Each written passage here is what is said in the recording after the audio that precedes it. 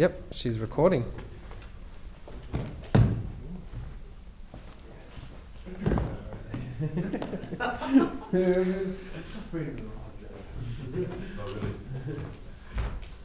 Thank you, Worshipful Master, for the opportunity of presenting this evening, and thank you, brethren, for attending. I hope it'll be of some interest. It's called The Seven Liberal Arts and Sciences, and I think might be subtitled as From Cavemen to the Planets. Probably recall the seven liberal arts and sciences in the second degree: grammar, rhetoric, logic, arithmetic, geometry, music and astronomy.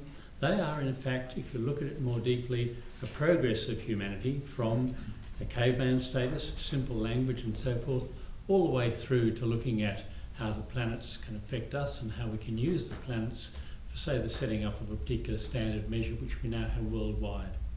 So we'll start off, as I mentioned earlier on at another time, the winding staircase is a great symbol of the fellowcraft degree. Its challenges at different directions, as you can recall, stepping up, reflect our progress in life. So the challenge will come from different directions and they work their way through. Its 7 steps reflect the 7 liberal arts and sciences: grammar, rhetoric, logic, arithmetic, geometry, music and astronomy. And each symbolise the ultimate attainment of fellowcraft Freemason, starting from the beginning of man's intellectual progress. Grammar is the foundation of language, and so it must be the first step on the intellectual ladder. Our species' first advance was made possible by the development of language, enabling us to share and widen our knowledge. In other words, you have a tribe, you speak to each other, and you work out what you need to do, hunting or whatever you're doing. It's not enough, however, to master the structure of language. The art which teaches us to speak well on each subject is rhetoric. I don't know if many of you have come across that, but it is a very important thing. It's not just rhetorical, which is meaningless in some respects. It is actually the use of language, and a very powerful use of language. Examples are a very short but very powerful speech by the Prime Minister of Britain during the Second World War to the graduates of Oxford University. And it has in it what is called a trinity. It's got nothing to do with Christianity. It's a repetition 3 times, and for some reason, we don't know exactly why, it does impact people. And I'll give you an example of what Winston Churchill said as he rose up to the microphone at Oxford. Never give in. Never give in. Never, never, never. Those 9 words are extraordinarily powerful. He then sat down again amid tumultuous applause. There's also a use of words concisely. Well-formedness of the language is the hallmark of a native speaker, and also quite often of people who use English or other languages as their second language. There's a thing which Vivek mentioned, as well as others, called neuro-linguistic programming. That was a concept developed on the west coast of the US, which probably explains why it's a little bit verbose. But it means simply that the congruence of people speaking to each other, which is what rhetoric is so significant that gradually we each accustom ourselves to the other person and we speak more and more to them. Affection then develops, and the summit, I guess, of congruence, or whatever you'd call that, is love. And you might find that with your partners, wives, whatever.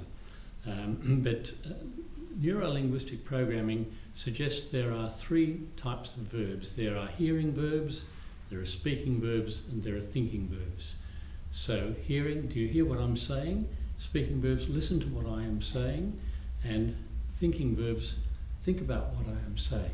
So you get that. And if you listen to people, well, I listen to people on the railway, on the train in the morning, listen to how congruent they are, how well formed their language is, and you can get a fairly good idea of what their position may well be in management, or in hierarchy, or in the way they run a football team or other issues. It's very important, and rhetoric, as I say, is the second step, and it was the development of that, I'd suggest, into teams, into larger groups with more fertile soil around them, such as, say, the Mesopotamia, which is the area between the Tigris and the Euphrates, extremely fertile, and developed civilization, and I think rhetoric fairly rapidly.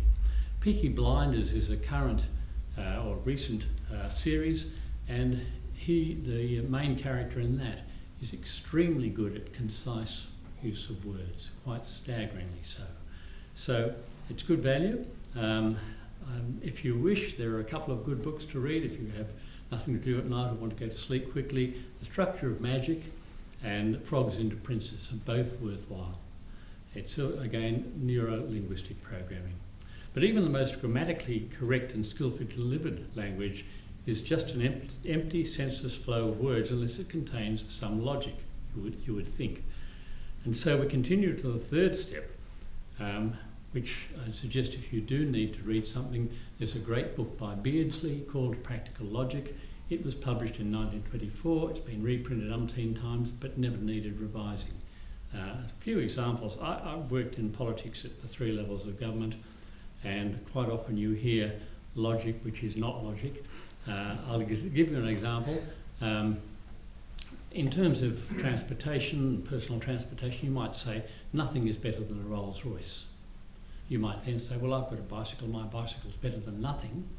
Put those together, therefore my bicycle is better than a Rolls Royce. It's very hard to untangle that unless you recognise the fact that there are two meanings to the word nothing in those sentences. There's lots of other stuff too. A heavier than air machine won't fly. That's been around for a long time, and that is 99.9% correct. However, we have gliders, we've got kites, balloons, helicopters and aeroplanes that all disprove that, but it's that minute amount where you can generalise, and that's the nature of politics quite often, to generalise rather than specific, that it's actually confounding the aspects of logic. I think that's enough on logic. Having climbed those three steps, we're better equipped to exchange knowledge with our neighbour. The fellow craft were paid wages in specie, that is coin or money, which depends heavily on arithmetic. And so arithmetic, the fourth step, symbolises development of our knowledge. Now, there have been for years, I've mentioned Mesopotamia, and they were fairly advanced simply because they had a highly fertile area. They had grain crops, and they also had grain futures contracts. So, and they found clay tablets to actually demonstrate that. They also developed through shipping, and that was built up with the Phoenicians later on, elements of insurance. So that if you had five merchants leaving a port to go to another port, they would each exchange some of their cargo in the knowledge that storm, tempest, pirates, whatever, could damage or sink their cargo, and if there was 80% of their cargo with someone else and they got through, they wouldn't be sunk financially. And that was the first step in insurance as well. But arithmetic has been very interesting in its development. The Roman alpha system of numbers, so you've got L, 50, C, 100 and so forth, was clunky to say the least. We believe they were able to do some remarkable mathematical work, such as the arches and the gradient of their aqueducts, which went on for literally kilometres. They were able to do that because some people were very high up, perhaps at doctorate level, in manipulating the multiplication, which we take for granted. Most of us can do mathematics and multiplication in our current system fairly easily. They found it quite difficult. There was some logic in it. The numbers 1, 2, 3 and 4 were quite straightforward in Roman times. 5 was the thumb, and if you turn it slightly sideways, you get V, which is the symbol for 5 in the old Roman numerals. Fortunately, we are benefited by the Arabian, which actually started, we think, in India, which was great, went through Arabia and was spread by the Ottoman Empire, the Muslim Empire before that. It has a great logic to it. It's all about internal angles of the numbers. So you've got 1, if you know how 1 is written in France, it's written with an upstroke and then a slight downstroke, 1 internal angle. If you have the number 2, write it like the letter Z, you've got 2 internal angles, and that makes sense. 3 is a sigma reversed, so you have again 3 internal angles, and so it goes on. You've got 8, which is blocked in 2 rectangles, one on the other, again 8 internal angles. So it was fairly logical, and it was adopted very slowly. Sadly, it didn't really get adopted until Venice rose with the merchant class there, realising how important the dexterity or use of numbers was in their trading. In that time, there was also introduced the letter 0, which we think didn't exist in the Roman time, but I'm sure it did, because you wouldn't be able to calculate the complexities of some of the work that the Romans did. They also introduced the decimal point, which again we take for granted, and that decimalisation down and down and down to 1,000th, 10,000th of the unit of measurement. The person who pushed that a lot was a fellow called Leonardo of Pisa, and I don't know if you know his other name, Leonardo Fibonacci. Has anyone heard of the Fibonacci ratio? Absolutely. Great, okay, we probably use it every day, haha. But no, he found the Arab system to be very, very useful, and he kept on pushing it and pushing it. Eventually, as I said, the merchant class there took it on board. It was sensible too, because when you calculate not only the Fibonacci ratio or the golden ratio, but also the calculation of pi, 3.14, etc., the ratio of the diameter to the circumference of a circle. That is also very important too. Our acquisition of knowledge then brings us to step number 5, the predominating number of this degree, and there we find geometry, which is established as the engineering basis of our art. In nature, geometry is found in the arrangement of a fir cone, the spiral of a snail shell, and the outside of a pineapple. That again is all a reflection of the Fibonacci ratio I just mentioned. And in the major structural calculations of buildings which operative masons were part of, even back as far as the oldest one I've seen is the library in Ephesus. That has a second floor, and it's rather amazing that they had a 2-storey library there when most people were potentially illiterate. But the second floor is only 0.618 of what the bottom floor is, and yet it still looks perfect in its relationship one floor with the other. What else can we say? The next one, geometry, leads us to the next step of music, which is the geometry of the structure of sound. Every note in the musical scale is exactly double the wavelength of the corresponding note in the preceding octave, and each note is a chord is in logarithmic progression.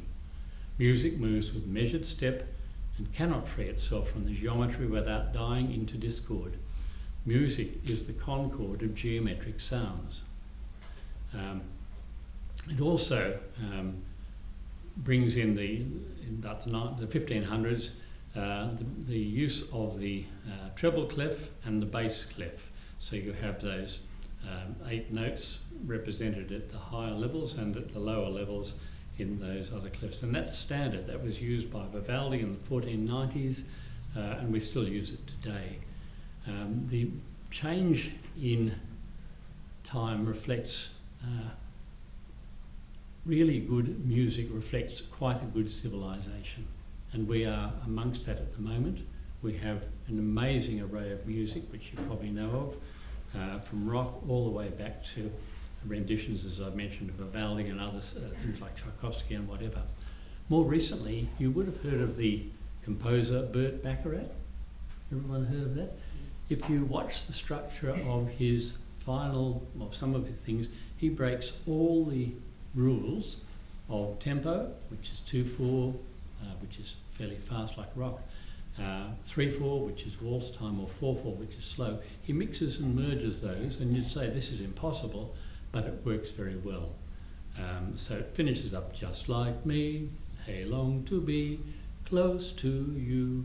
That moves a whole lot of different tempos in that. So we are living in fairly good times as far as music goes.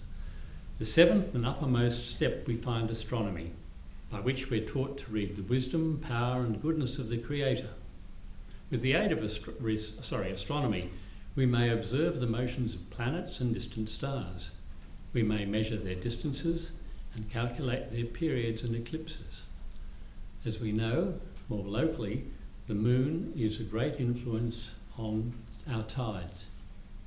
The tide regularly flows twice in the natural day, except for places like Freemasonry, which only has one tide a day, but it's still very useful. And the other measure that is interesting, I've looked at in terms of health statistics, epidemiology many years ago, was the correlation between numbers of people coming into accident and emergency wards in hospital and a full moon. And people say, oh, this is bull dust, it can't be right. But if the moon can move trillions of tons of water in the way of tides, and we're 90% water, then I suggest it can move us too. Another element of astronomy is triangulation. We go back to geometry with scalar and vector movements, and you look at sine, cos and tan and the like. During the French Revolution, a very awkward time, a small number of Frenchmen decided that they needed to standardise a measure because previous measures had changed with previous monarchs in France. So a foot was dependent on the monarch's foot, and some were big and some were small and whatever. So they did a traverse from south to north of France, and it did take them, I think, 6 years, some incredible time, and they were waylaid quite often as being horrors or whatever they were during the revolution, but they did make it to the end. And what they did was triangulate elements of the planets throughout that time in order to get a fairly accurate, and it was remarkably accurate, measure of the Earth's circumference. With that, they then divided it to a certain amount, and they've come up with a very useful measure which we now use today, and even America is starting to use, called the metre. It has been finessed very slightly by a few millimetres, but given the time and circumstance, it was very creditable that France in the 19th century calculated that degree to get the type of accuracy which we now rely on. So the seven liberal arts and sciences represent the progress of our species from primitive to operative to our current level of civilization in our world. Brethren, by climbing these stairs and only by developing these seven intellectual faculties, may we reach the summit and find the letter G in the middle chamber. That means to find God in our heart and be filled with a consciousness of creation. When we can do this, we have made our journey in the second degree. Thank you, Worship Master. Thank you very much.